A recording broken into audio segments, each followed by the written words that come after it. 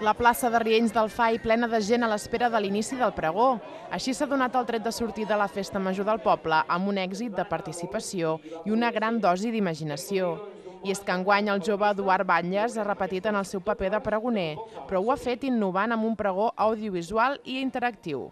Hem gravat algun dels actes que s'han fet a aquesta festa major, com podria ser a les 12 hores de futbol sala o la petanca, i al gravar-ho i sortir a l'escenari just quan jo mateix m'apropo a la càmera i és com si sortís de la pantalla. Darrere d'aquests 20 minuts de pregó audiovisual hi ha hagut moltes hores de feina amb un objectiu concret.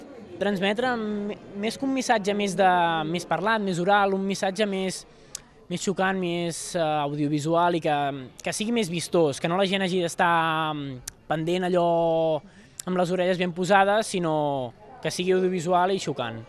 I ho ha aconseguit. A més, l'alcalde de Bigues i Riells també s'ha sumat a aquest inici de festa, destacant la implicació de les entitats i els veïns, que malgrat els pressupostos ajustats d'enguany, fan possible la festa.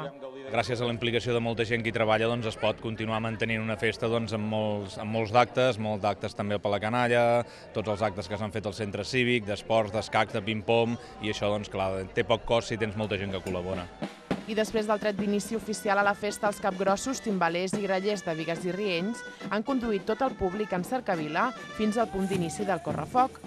El grup La Piula dels Diables de Llinars està l'encarregat de donar foc i llum a la primera nit de festa major de Riells.